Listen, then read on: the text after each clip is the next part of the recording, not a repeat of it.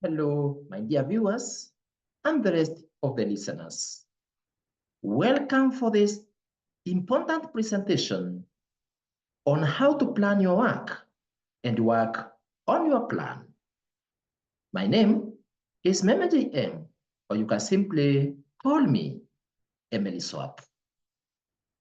What is the importance of work planning, or what is work planning? As we are all aware, each of us has 24 hours in a day to utilize as he or she wants.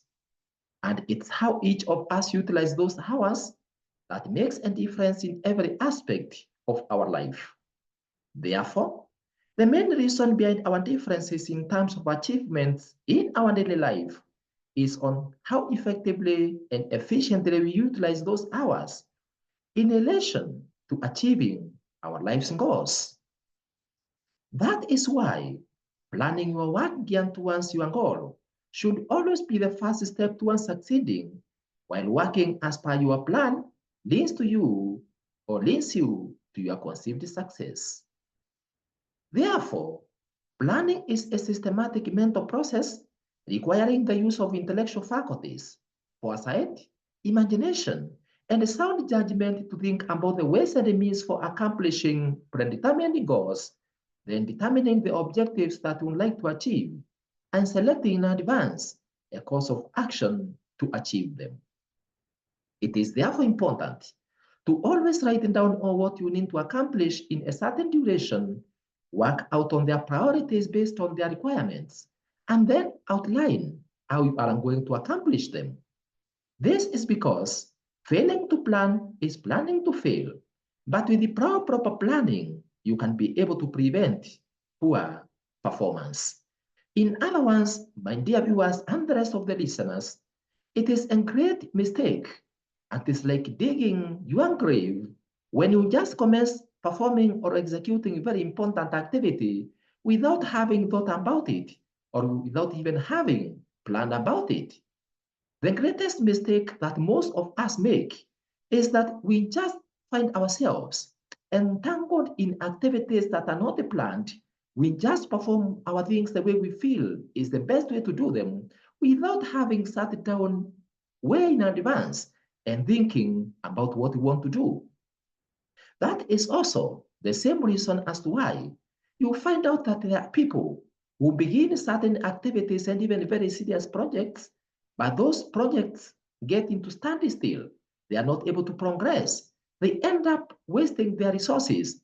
They end up wasting their time, and they also end up getting discouraged and losing hope in life.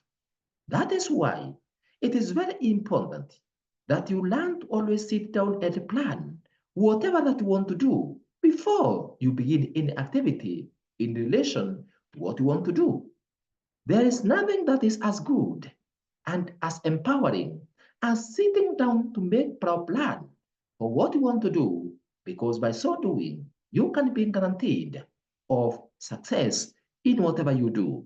And even if you don't achieve the greatest success that you wanted, you are able to know what you need to do in case you face challenges on the way. And you can also be able to know at what point you need to make changes, as you are going to hear from this presentation. Planning is therefore your ability to think about a certain future, anticipating mentally on what you want to do in order to reach there, and then writing it down in a form that captures your thoughts, which is called a work plan. What we are saying is that regardless of how smart you may be, by thinking or planning something just in your mind, it is always important to have an evidence of what you wanted to do. It is always good and important for you to have a write-up, because once you have written what you want to do, how you want to do it, and by when you want to do it, you can be able to continuously check your written document, and then you can be able to continuously keep on track. A work plan is therefore an action plan that is developed consciously and in an organized manner to help you or your teams to achieve the intended goals. This implies that a work plan can be just for you as an individual, especially when the goals or objectives you want to achieve are personal, or it can be for an organization or workplace, especially when you want to engage your institution, your organization, or your team in performing a certain activity or in achieving a certain goal or objective. It is also very dangerous for you as a leader if you just commence a certain activity, a certain project on behalf of your institution without having sat down, thought about it, and properly planned about it.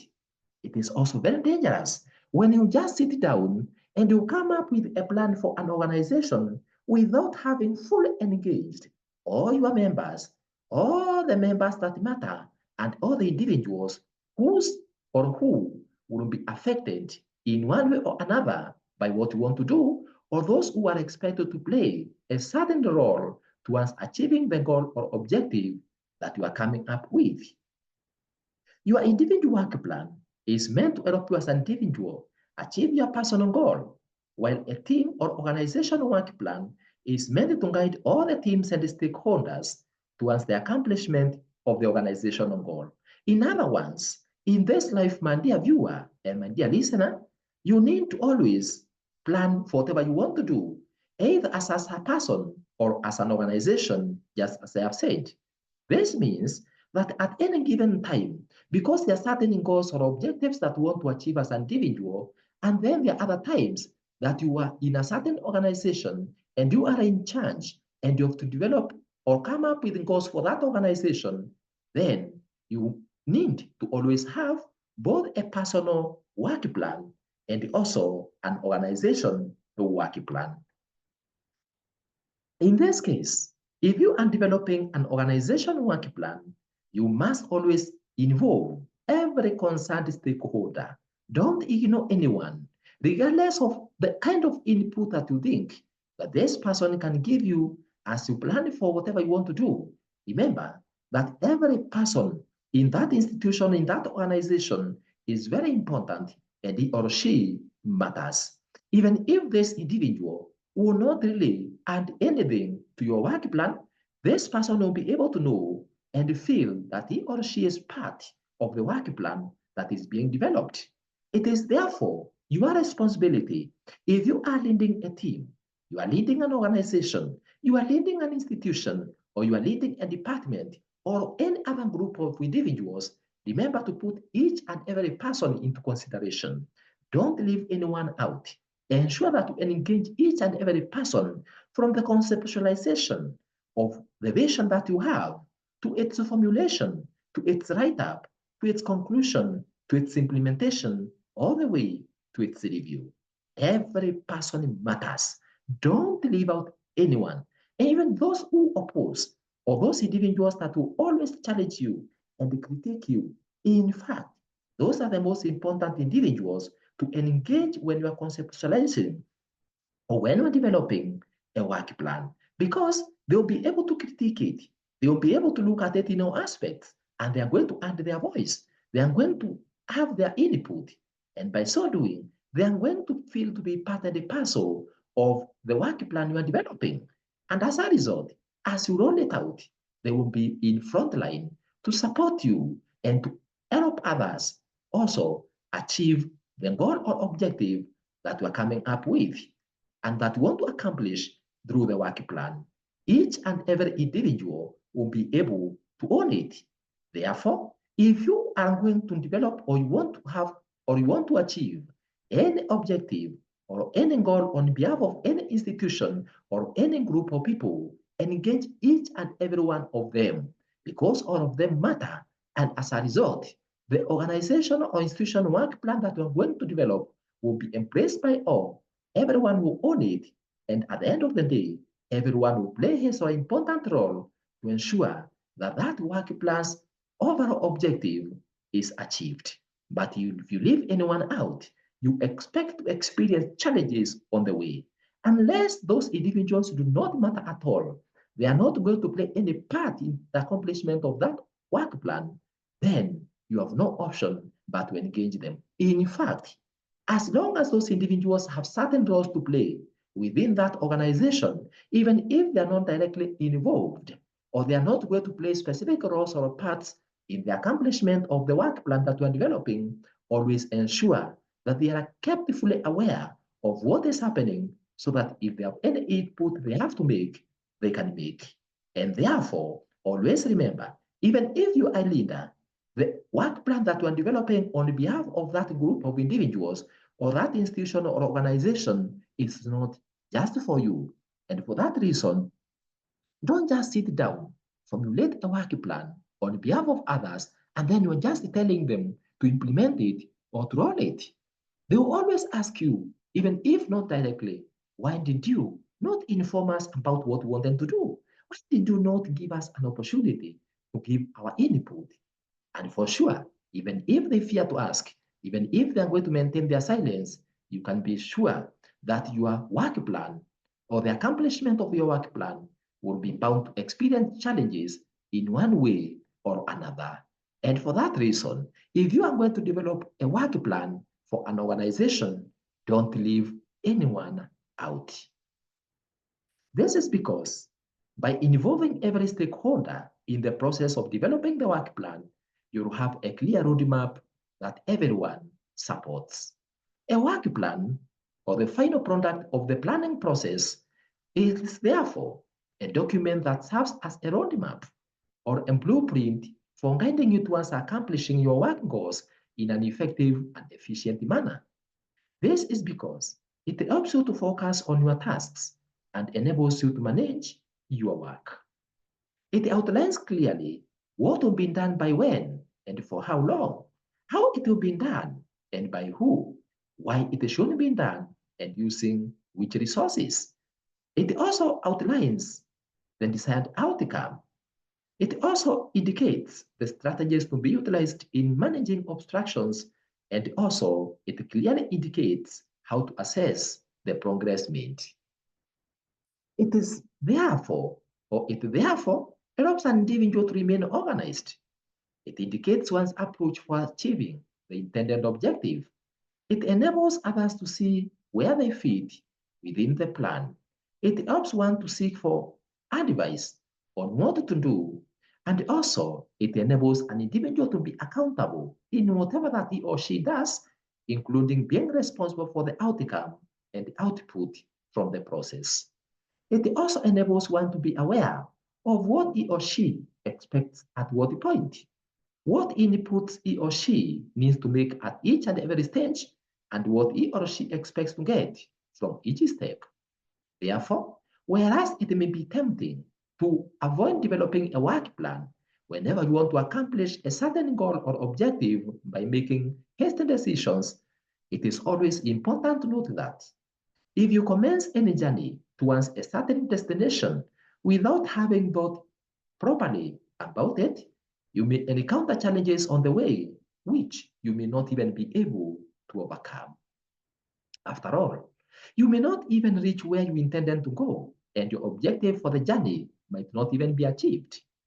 In fact, if you want to achieve any goal or objective in your life, you need to plan on how you are going to achieve it. This means that you need to develop a clear work plan that will indicate clearly the path or the set of steps that you are going to follow, the resources that you need at each step, the timelines to accomplish each step, as well as the challenges you expect to encounter as you proceed with executing your work plan and how you are going to overcome them.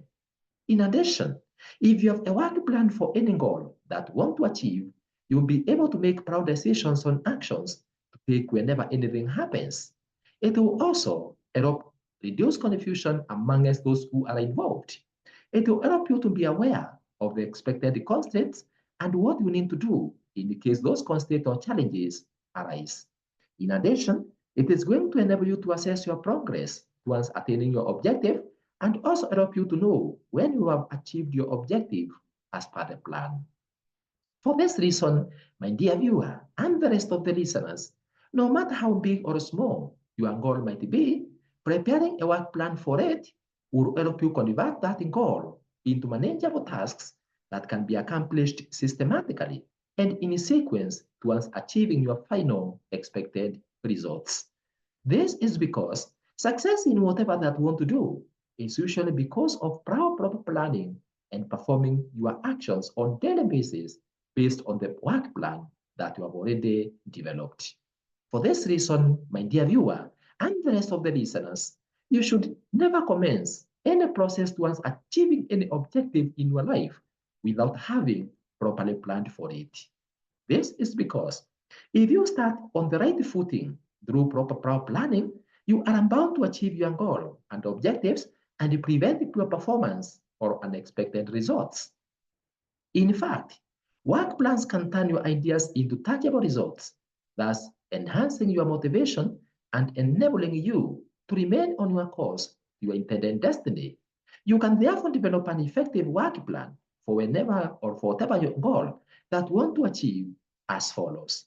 In other words, my dear viewers and the rest of the learners, always it is good, it is advisable to adhere to the following set of steps when you are developing a work plan for achieving whatever objective or whatever goal that you want to achieve in your life. Always learn to follow the following procedure in executing or in coming up with a work plan and executing or implementing that work plan. If you want to be sure or you want to be aware or you want to be prepared of attaining your final goal or objectives, the first thing you must always do is to identify your goal. What is your goal? What is your purpose? What is it that you want to achieve? So, this involves coming up with a statement of where you or your organizations want to be at a specific time in the future. It is therefore your driving force towards a certain direction with the end game or desired ultimate outcome in mind. Therefore, before you commence undertaking any activity, you must commence by defining the why for your intended activity. Why do you want to do what you want to do? So, what is it that you want to do? What is it that you want to accomplish? Which journey do you want to commence? Why do you think that journey is important? Why is it important for you to commence what you want to commence? So, the why is what you want or what you expect to gain by the end of all what you want to do. So you should always ask yourself, what is it? What is my intention? What is it that I want to do? What is it that I want to achieve? Where do I want to go? Where do I want to go? What is the purpose of my life? What is the purpose of what I want to engage in? What can I do? What can I do to deal with the situation I'm facing? What can I do to change my situation? You come up with a good statement of exactly what you want to do, why you want to do it, and for what or for who. Is it for yourself or for others? Is it important or not important? So you need to always remember that it is important to always have your vision and communicate it clearly to other individuals who may be involved or engaged in enabling you or assisting you to be able to reach your destiny. But if it is yours, it is something that is personal, is something that you want to achieve as an individual. You don't need to share it with others unless you identify those who are good, those who can assist you be able to move and to achieve your vision. Your vision is your vision, but you can always identify somebody who can add value to your vision. That's the only person that you can engage. But if you're preparing something, you are thinking about an organization or a group of individuals, ensure, just as I have said, if you have a vision, there is something you want them to achieve or you want the organization to achieve, engage all of them, share your vision with them, and then let them also make their input towards the vision that you have. And then from there, they are going to shape it because they're going to be part of it.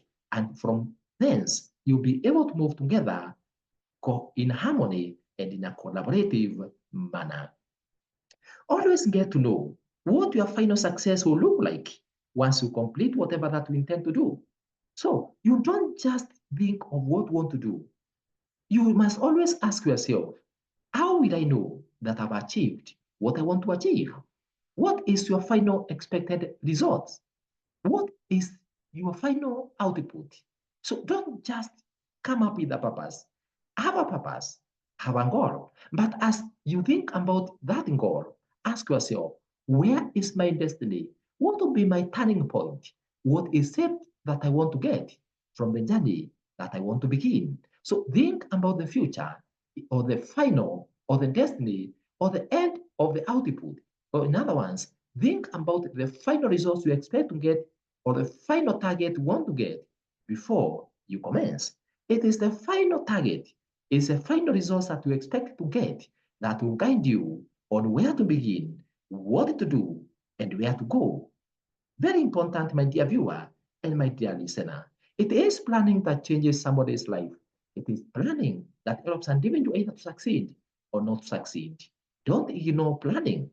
Therefore, you need to know in advance where you are going and let others know where you want to take them. Don't just wake up and tell people, do ABCD. Don't just wake up and tell them, I want us to change this or change that. I want you to do ABCD. No. Remember, they also need to be partakers of your vision. They need to sit down and make their input, just as we have said. It is by sharing with them the vision that you have and letting them have their voice, make their input that can help them know where you want to take them. And for sure, once they know where you want to take them, they will support you. They will be on your side and you'll be able to work together towards achieving what you want to achieve. This is because it is very dangerous to just commence something without understanding clearly what it's all about and without having worked on the strategies and the procedure that you want to utilize to accomplish or achieve it. This is also important because you may spend a lot of your golden time dealing with unexpected issues pertaining whatever you are doing, and the failure to achieve the expected results is highly probable. So why should you discover that there are things you cannot do while you have already begun? Why should you blame others for engaging in an activity without having planned for it? It is shameful. It is dangerous. It is not good for you to just commence doing something, to just tell your organization or your team to commence doing something without having properly sat down with them and thought about the entire journey.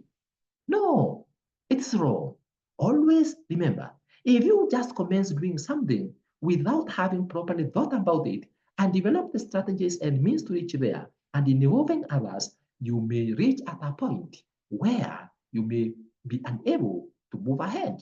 And you may end up wasting your resources and your time as you try to make corrections and remedies on something you have already begun. And then you find you are going back to square zero and moving forward. Why should you climb back? Why should you um, say you want to climb a tree while you're only on top of the tree? You need to put proper mechanisms and you think properly on where you're going to begin, how you are going to begin, and how you are going to move towards the top of the tree, but not to begin acting from top of the tree and engaging others when you are already up on the tree, yet you cannot even be able even how to calm down.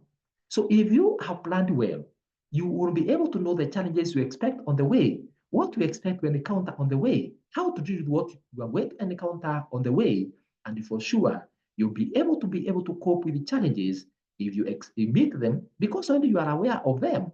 And if any eventualities, unexpected occurrences take place, or things occur that were never thought of, you'll be able to have a contingency plan.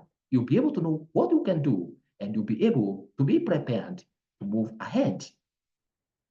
And therefore, it is very important for you to always think critically about your strengths and your weaknesses as you commence any journey so that you can have a vivid mental picture of what you intend to achieve so that you can then be able to know what to do and how to work out on what you want to achieve. Therefore, never commence anything or get involved into doing anything without knowing clearly the reason as to why you want to do it and what you expect to achieve at the end of the day. Always begin anything with your ultimate final outcome or result in mind. Never act out of peer pressure or out of emotions. In other words, my dear viewer and my dear listener, if at any time you are a partaker of carrying out any activity, even as a group, do not just be influenced to commence it without having thought about it and plan about it. Even if it is being done by a team or by an organization or group of individuals, remember you have your own specific role to play. Sit down before you engage in that whatever is being done and ask yourself, what is my input? What is going to be my role? What are the consequences of what you want to do to me as an individual and also to my work? So think about it. Even if you find others doing something, don't just be a copycat. If you find somebody is building a house, for example, don't just begin by building also or by just copying the person. You don't know what he or she has done to begin it. You don't know how prepared he or she is. And therefore, if you want to do something that another person is doing, take it as something for you. Think about it. Sit down and think about it. Is it important for you to do it? Do you know how to do it? So don't just be a copycat. Don't be influenced by anyone to do anything that will have consequences to you as a person later on. So never be influenced or never act out of peer pressure. Never engage in any activity out of peer pressure or out of emotions. In fact, if you are emotionally disturbed, if you are worried about anything, you should not commence anything. Sit down, cool down, and then think of what you want to do. Is that important for you? Is that important for you to pursue? Are you ready? Are you prepared? Are you ready? Are you prepared? Have you thought about what it means for you to commence what you want to commence? Are you aware of what you require to have? Are you aware? Are you ready to deal with any consequences that you are going to face on the way? And will you be able to achieve your final or intended goal or objective? So, my dear viewer, my dear listener, remember you are an individual. Be assertive. And if you have problems with being assertive when engaging in any activity, kindly visit Emily Swap Life Skills YouTube channel and listen on that video on how to be assertive. In addition, if you have challenges of being able to know how to handle your emotions, visit Emily Swap Life Skills YouTube channel and listen on the video on emotions or emotional management. The second step, once you have known where you want to go, you have come up with a goal or a purpose. The next step is to set objectives. What does this mean? It means that once you have formulated your goal, it is now time for you to dive deeply into breaking it down into specific, measurable, attainable, realistic, and town or time-bound targets or milestones, which will cumulatively lead to the attainment of your overall goal or purpose. So we are saying this that once you have your goal or you have come up with what you want to do, the next step is to ask yourself, what does it entail? How will I proceed? So you develop specific achievable targets, outline exactly your targets. What is it that you want to achieve in small pieces? So break down your goal into specific, measurable, attainable, realistic, and time-bound targets, which cumulatively are going to help you accomplish or achieve your goal.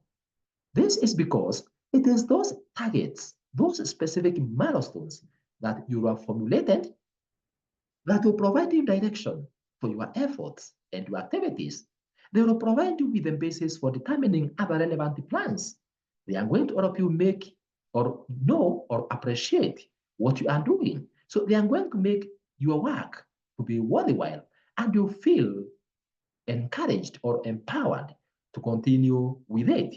Whenever you are going to be achieving those smaller targets that are on the way towards your overall goal, you are going to appreciate your work. You are going to feel that what you are doing is worthwhile and is meaningful. They also serve as standards or benchmarks for which to measure your actual performance because they can be evaluated. And they are also going to enable you to coordinate your efforts and others' efforts voluntarily while working with their respective areas of discretion in as far as your ultimate goal is concerned. This means that you should know clearly what you want to achieve how you will measure your success, how possible it will be to achieve what you wanted to achieve, and by when, and also know if what you wanted to achieve aligns to your values. Because it is wrong for you to engage in something that is against your values, it's against your beliefs. It's very important for you to be able to accomplish a goal in your life that aligns with your values, with your beliefs, and also with your faith. Never engage in anything that you feel very well that it is going to make you always regret of what you are doing, or that is going to make you feel as if you are losing your direction, you are losing your values. Even if anyone tells you to engage in anything, even if it's in an organization, and you're being told to engage in executing a certain role or a certain responsibility towards achieving a target or a goal that deviates from your values, that contradicts what you believe, and that is against your belief or is against the law, then you should not commence it. So, with the objectives or having gone through specific objectives, you can be able to tell in advance whether whatever you want to do aligns to your values and to your beliefs, because your values and your beliefs are a key for you to be able to enjoy what you are going to be doing, and also for you to be able to enjoy the results of your work. These targets should be written in a clear, precise, and brief manner in order to guide you on the journey that you want to take. Therefore, you should never commence any activity without having sat down and developed a carefully well thought out objective. You should then define your key performance indicators for each objective in order to help you know when you have achieved each of your objectives, for they will help you measure your success. In other words, my dear viewer and my dear listener, once you have come up with any specific objective, you must always ask yourself, what will help me know that I've been able to achieve this milestone? What will help me know that I've been able to accomplish the objective as it was intended? So come up with the indicator that or key performance indicators or something that is going to show you that you have achieved the objective. In other words, each objective must have a certain outcome. It must have certain results so that once you see those results, you can be able to know that you have been able to achieve that objective, and now you can proceed to the next one. So when you are setting up objectives, each objective must have an indicator, something to show that it has been achieved, so that then you can be able to know that you're progressing towards the journey or towards the destiny that you have already envisaged. If an objective is not giving you the required output, it means that the next objective will not have the intended input. And therefore, each objective must have a performance indicator. The step number three is for you to be able to define the scope for your plan. What does this mean? It means that once you have formulated smart objectives that is specific, measurable, attainable, realistic, and time-bound objectives and their respective key performance indicators, you then need to proceed and break down each objective into its respective specific tasks. These tasks will serve as boundaries and limits because you will never undertake any activity that is not within the listed tasks for each objective. You will therefore need to break down each objective into tangible and actionable steps in form of specific tasks to be implemented. The fourth step is once you have been able to break down all your objectives in their order. The first objective, you break it down into specific tasks. The next objective, you break it down into specific tasks. Once you have been able to break down all your objectives in their order of achievement into their respective specific tasks, then the next step is for you to create a schedule for implementing each of them. At this point, you create a clear and a progressive sequence of tasks to be performed based on their order of importance and their contribution to the next set of steps. In other words, when you are picking, if you have three objectives and you have organized them from first objective to the second objective to the third objective, pick the first objective and break it down into specific tasks, and then organize those tasks in the order of implementation. So that by the time you're performing the last task within a certain objective, that last task should usher in the next or the first task for the second objective in that order. And therefore, each task should contribute to the next task, and each objective should contribute to the next objective. Therefore, you arrange or organize the tasks that you have already listed in the previous step in order of their priority, or clearly indicating the specific timelines or time frame for completing each task to usher in the next task. In other words, once you have outlined each of your steps in the order of each of your tasks, in the order in which you are going to be executing them, you also come up with the proper timing for each of the steps. So when you assign each task its timing based on the reality on the ground, you accumulate the timings for each of the steps for you to be able to know how long it is going to be taking that objective to complete. And in fact, it is the timings that you are going to have cumulative for each objective that is going to tell you how long it is going to take for your overall goal to be achieved. Because if you have task 1, task 2, and task 3 for objective 1, and those tasks are supposed to be done for 1 day, and then it happens that the second objective as tasks that can be done in 5 days, and that task or that objective are tasks that can be done for 4 days, it simply tells you that the total amount of time that your objective or your goal is going to take before it is achieved will be 1 plus 5 plus 4, which will give you 10 days. And therefore, my dear viewer and my dear listener, in this step, what to do is to organize your tasks per objective. You assign each of those tasks their specific time, and then it will help you to be able to know how long each task is going to take, how long each objective is going to be achieved, and how long will your overall goal be achieved. You should therefore set clear and realistic deadlines for each activity organized in their order of priority. Have you, or here, you need to indicate clearly the start and the end date or time for each task or activity. So you don't just say that task 1 will take 1 hour. Indicate at what point that task will commence being executed and at what point that task will be completed. So you need to indicate the starting time and the stopping time for that activity or for that task. So you need to indicate how you will cater also for the timelines for tasks that may end earlier than the actual time you had allocated, or those tasks that may consume more time than the time you have already indicated. So this is very important.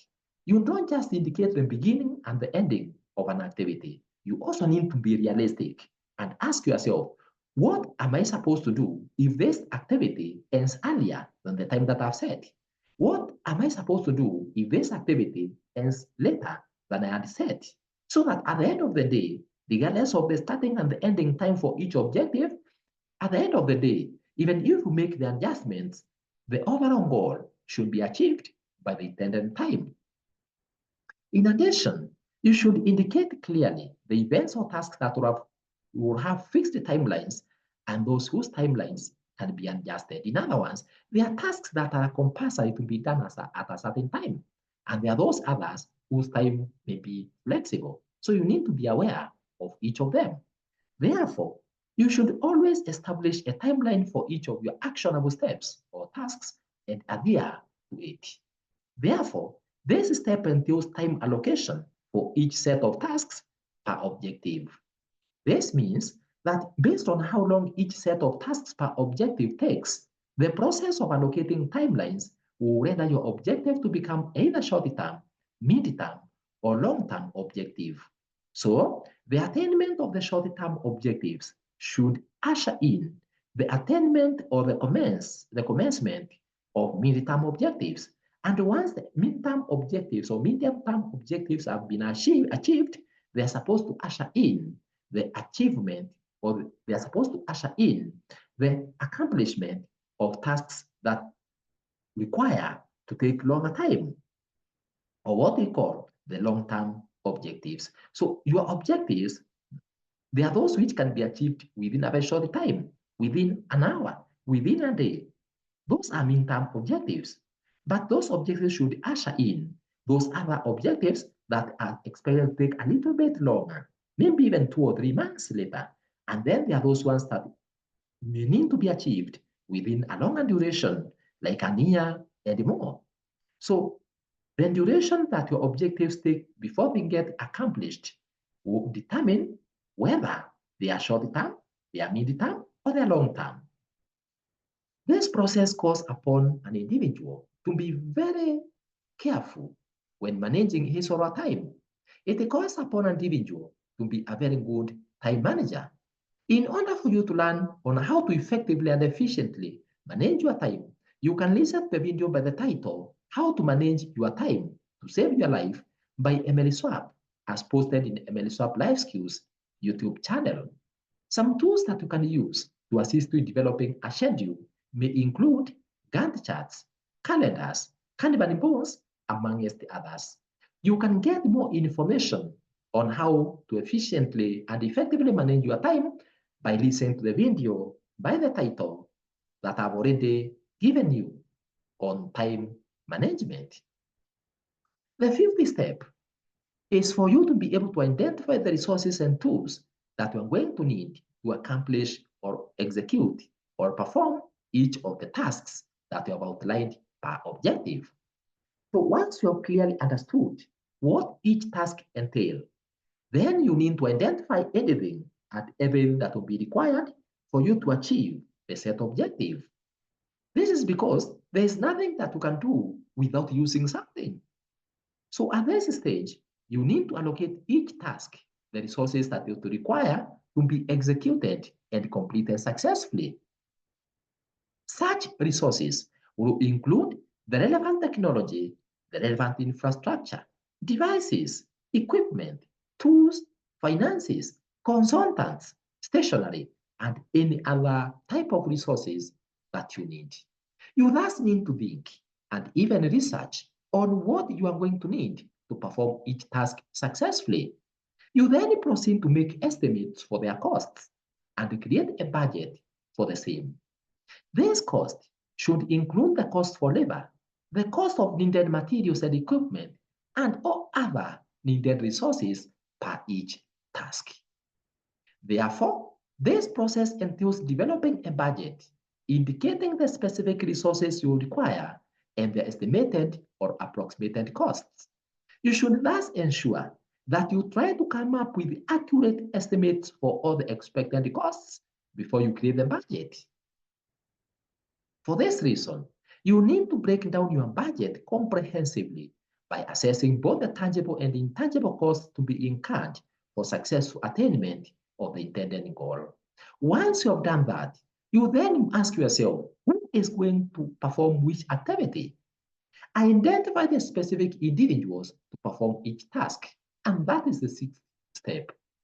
Here, you assign the roles and responsibilities that each specific individual will be expected to perform, and you let him or her know about it in advance. Even if you are his or her boss, you must let him or her be aware about what is expected of him or her in advance. Even if you are the only person that will accomplish each task, assign those tasks to yourself. And if you need assistance, indicate who is going to assist you. If you engage others, make sure that each person understands clearly his or her mandate way in advance before you commence the activity, and ensure that he or she is free to seek for clarification where not sure.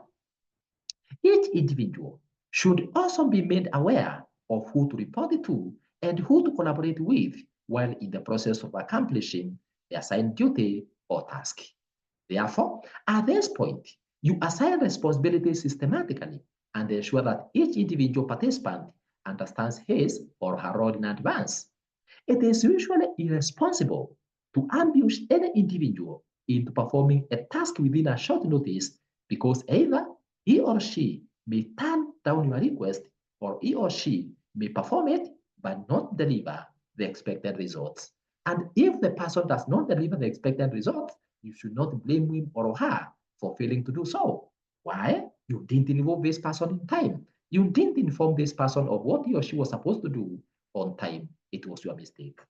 The greatest obstacle towards accomplishing any goal or objective successfully lies on the individuals that will engage in performing various activities in relation to your objective. What does this mean? It means that if you assign incompetent persons or important responsibilities, you should know that your objective will have failed before it has commenced. Therefore, my dear viewer and my dear listener, even if in charge of an institution and department or organization, just look at those individuals that will always say, yes, sir, yes, madam, yes, sir, yes, madam, turn right, turn left, without questioning. Look at the competence of the person. Is this person going to assist me be able to achieve the goal that I want to achieve? Engage those people. Look at what they have.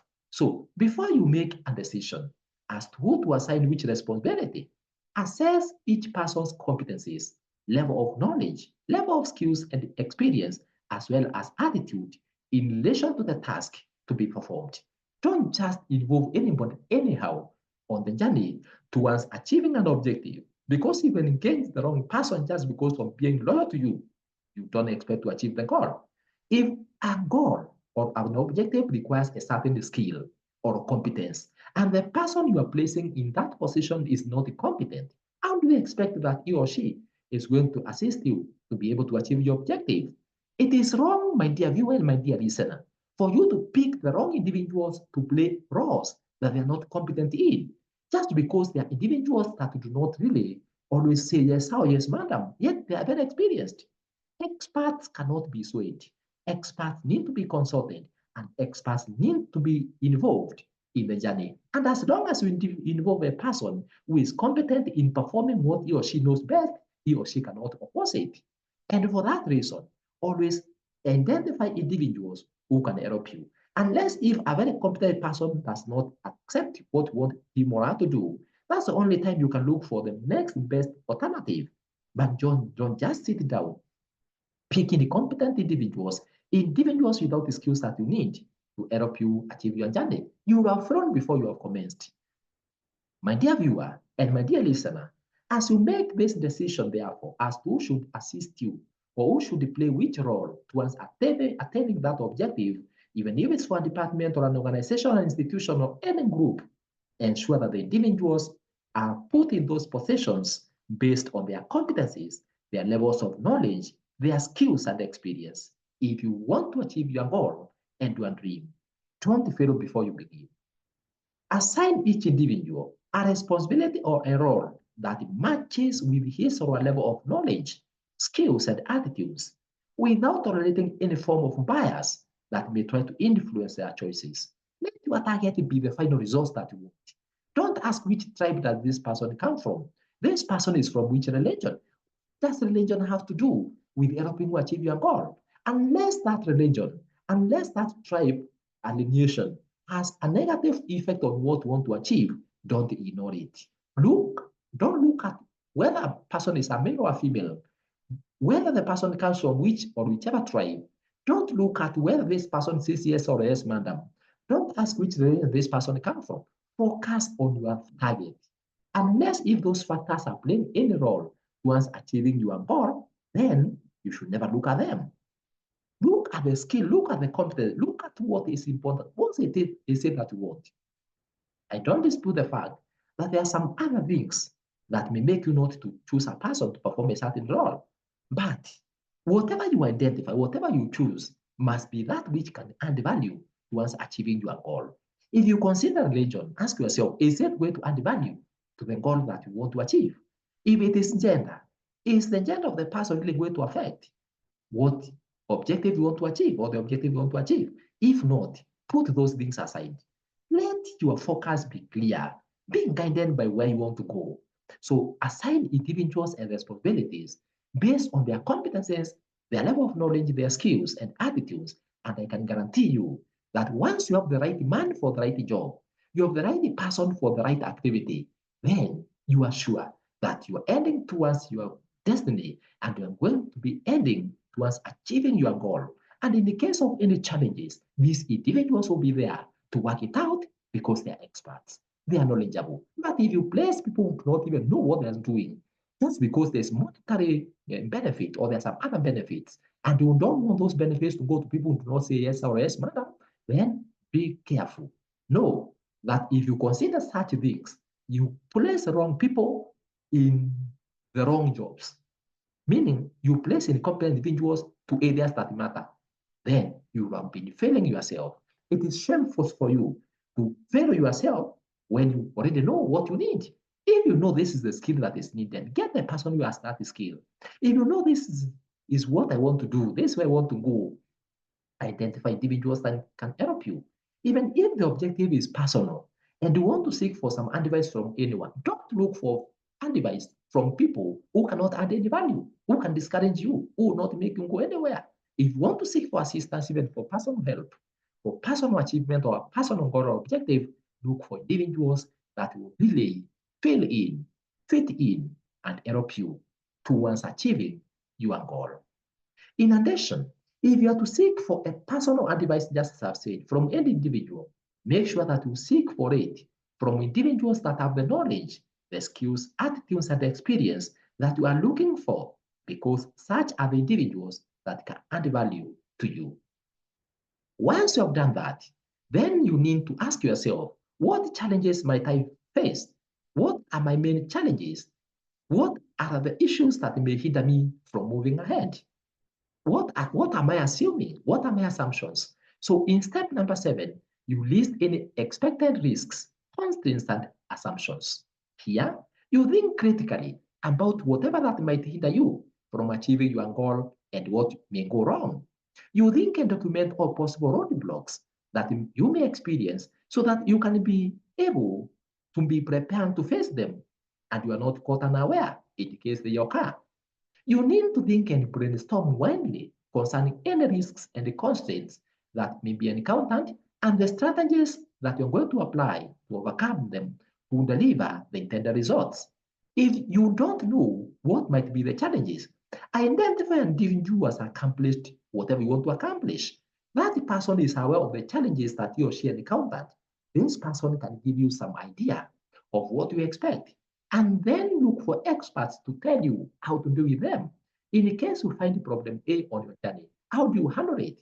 So, my dear you and my dear listener, as you think about the challenges that you may encounter, even if, for example, you find you are about to engage in an activity that you are not experienced in, that you have not experienced before, look for individuals who have passed through that. Seek for advice on what challenges you expect to encounter and how to overcome them.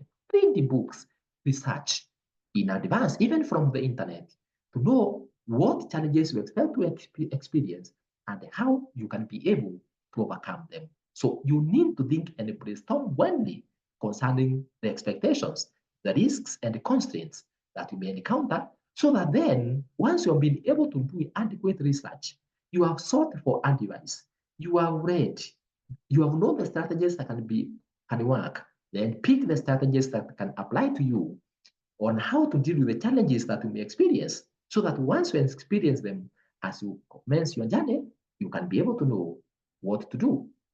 You should therefore identify all the potential obstacles and plan on how you will work around them. You also need to formulate a detailed list of any assumptions you may be making in relation to your goals and come up with contingency plans to be applied in situations whereby what had been planned is not what may take place. So always ask yourself, yes, I can see as if everything is okay. What is it that I'm assuming? What is it that I think will go well? So you need to know what you expect to go well. What are you assuming? Are you assuming that finances will be adequate?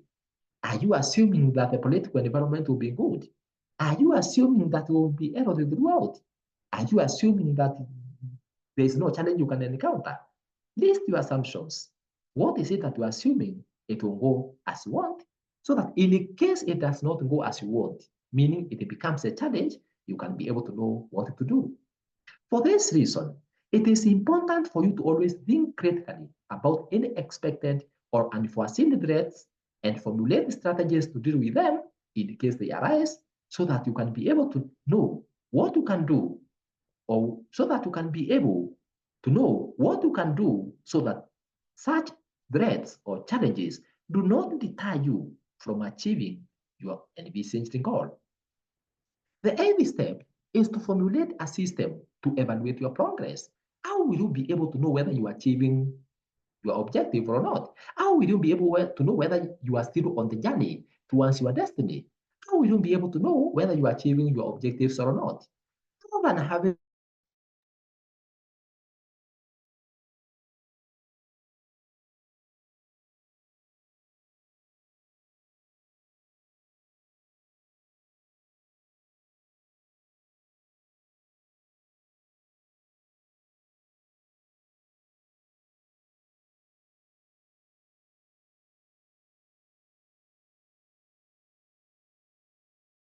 said that other than having the key performance indicators, it is very important for you to know whether you are still in the progress towards your journey. So formulating a system to evaluate your progress is a very important step. So what does this mean? What does this entail? This step entails the process of managing the work or the work plan in order to ensure that the expected tasks are being executed as required and generating the expected results. The resources are being utilized as required and that the overall timelines are being kept. It entails formulating strategies, policies, procedures, methods, rules, and regulations to be adhered to in performing the various tasks, as well as guidelines to monitor your progress and evaluate your final results. Therefore, in this step, you need to outline the necessary remedies to be instituted in case any anomalies or deviations are noted as the attainment of the objectives progress.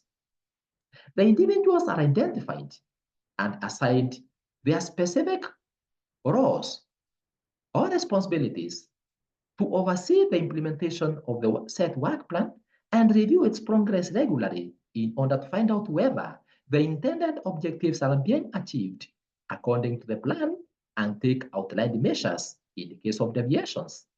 Therefore, measures to assess the effectiveness of each activity that you are going to do are included in the plan in order to guide the process and help in knowing what you need to do or the remedy measures that you are going to take in the case of any challenge or any deviation.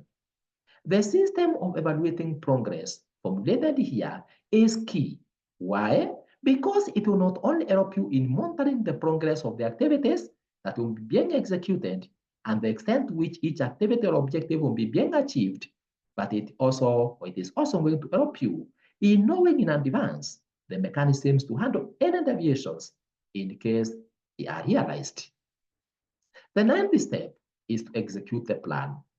Once you have assured that all the necessary documents, or once you have ensured and you are sure that all the necessary documentation has been done, all the resources are available, and all the necessary personnel are in place and are ready to commence the journey towards achieving your goal, then proceed, roll out the plan.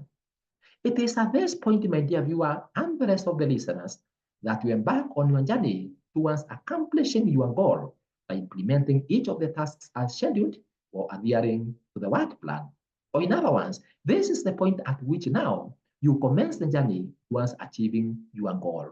This is where you start performing activities geared towards achieving your final objective or your final goal or achieving your purpose.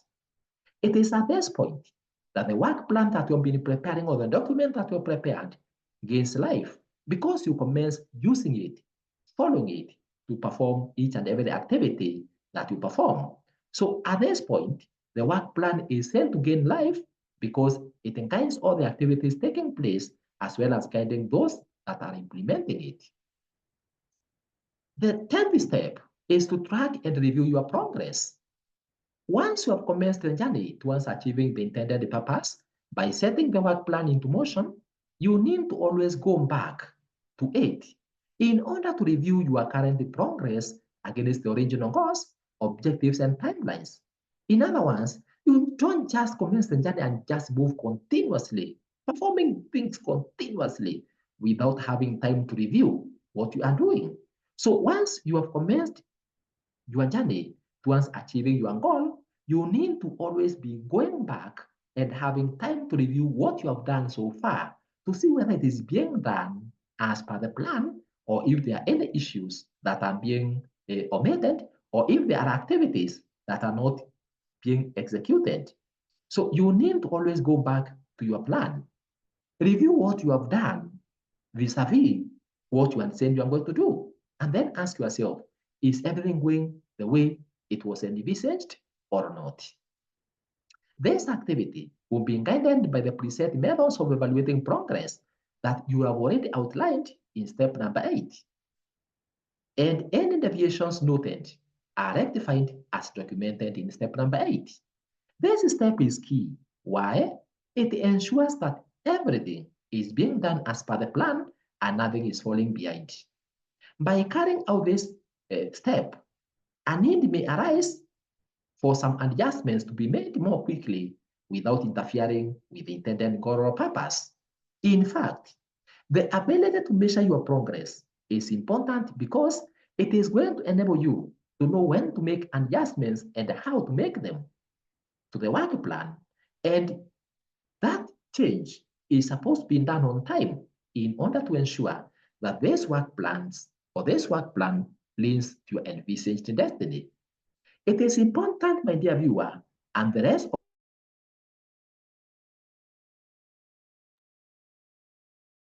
it is very important, my dear viewers and the rest of the listeners, to do what? To track and monitor your progress. And this tracking and monitoring your progress should be a continuous process that commences from the time the work plan is rolled out to the time when the overall goal is achieved. So there is regular update. There should be regular update of the tasks, progress, and completion status. So if you are performing activities as a team, it's always important for you or the team that has been put aside to be reviewing the progress to continuously update those who are involved about the progress of what is being done and the expected completion status. This is key because the individuals who are involved can always be able to know whether they are on track or not. And if not, they are able to know what to do. Very important. Therefore, the final product from step number 1 to step number 8, in other words, what I have already discussed from the first step to the 8th step is what gives you a document that you call a work plan, a tangible physical or electronic document that is going to guide you towards rolling out your plan, as we have seen in step number 9, and also evaluating your progress. This work plan can be created in various ways. You can do it using either Microsoft Word, Microsoft Excel, using any dedicated program or project management software, such as Nifty, ClickUp, Trello, amongst others, or simply by downloading a work plan template from the internet. Now, this template or this document contains certain specific sections, as you are going to see. So what are supposed to be the main components or elements of your final work plan? My dear viewer and my dear listener, if you have understood this process from step number to the last step, you have seen that in each step there are things that are being done, and those are the things that now we include in the work plan.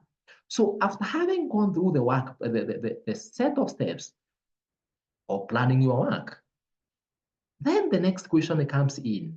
How do you implement? We have seen how to come up with the work plan, what we expect to do, but then the next question is, when you want to roll out what you have said you are going to do, what is it that you are going to be looking at in the final document you have developed so that you are able to move on towards achieving your final goal?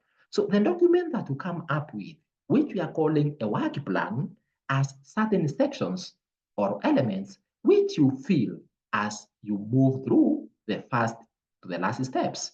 So what is it that's supposed to be in it?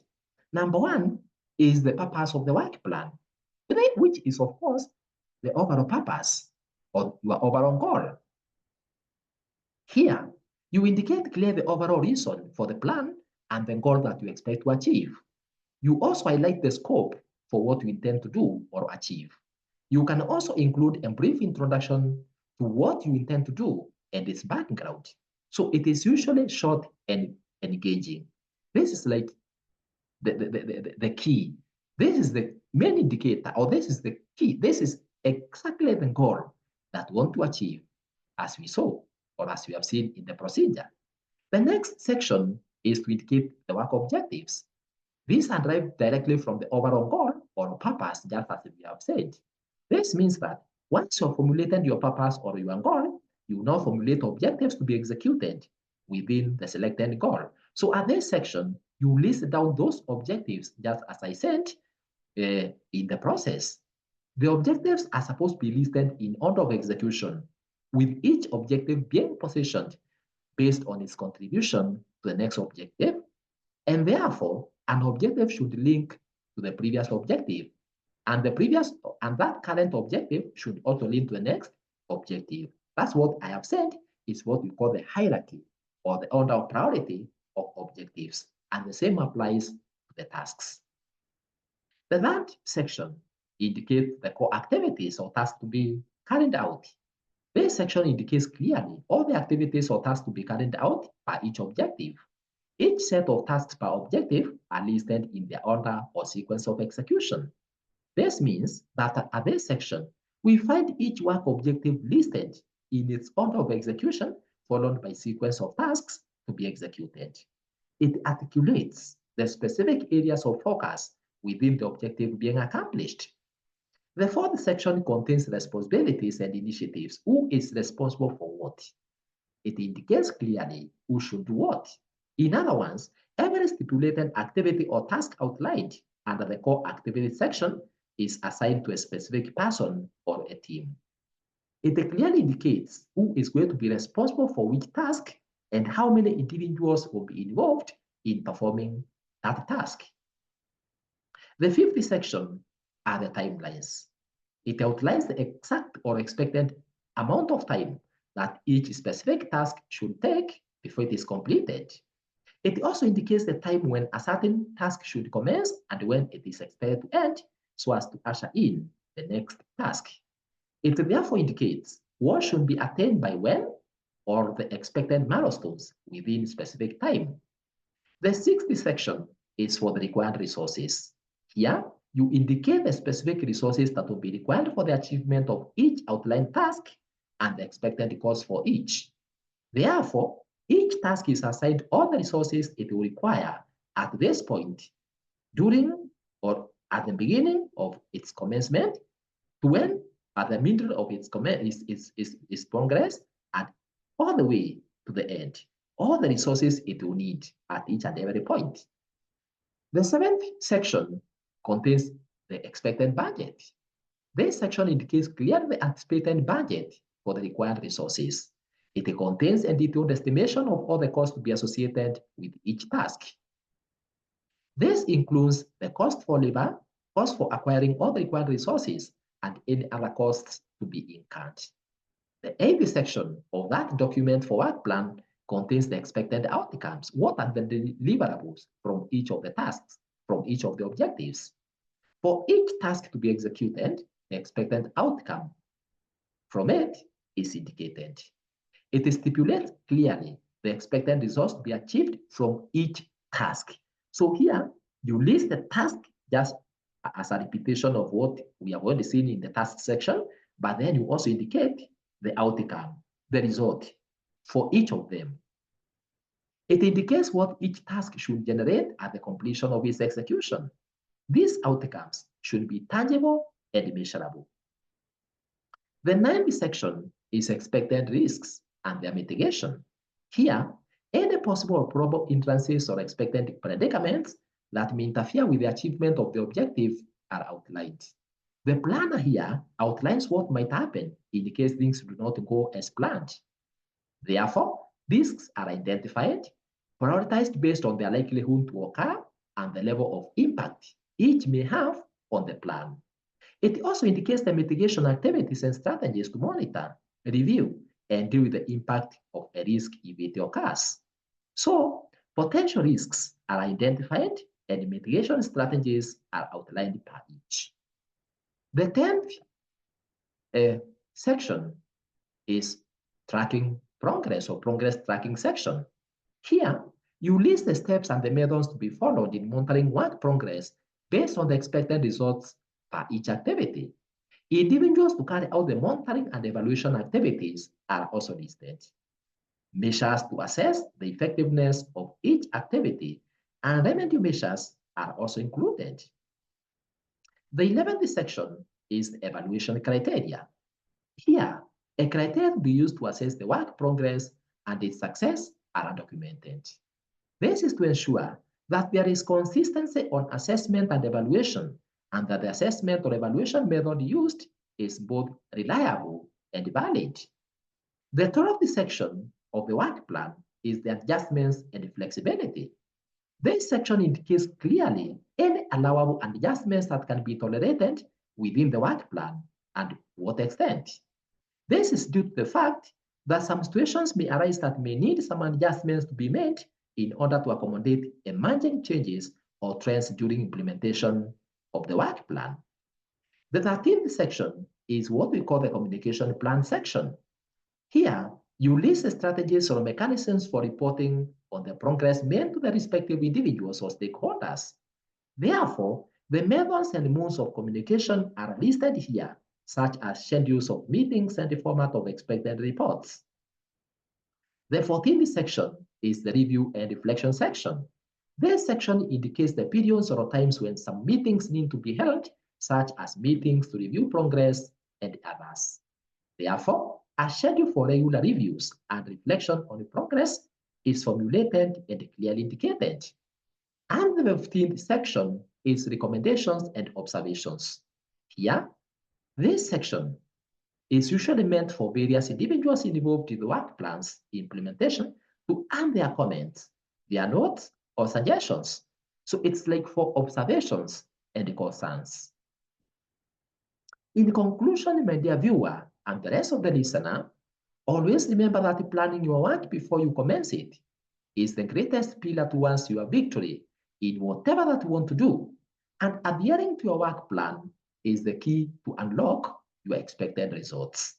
This is because, just as I have said, proper planning and working within your plan helps you and the rest of your team members to be able to remain focused on the objectives and the expected results, to cope with uncertainty and change, to direct your efforts and their efforts into endeavor that contributes to the accomplishment of the goals, to improve on your adaptability and the adaptability to the changing environment, to ensure there is harmony in all tasks being executed by everyone, to guide in decision making, thus enabling any individual to be able to select the best alternative among several choices, to ensure there is optimum utilization of resources, and also to ensure that any deviations from the objective identified are identified on time and are also resolved effectively and on time.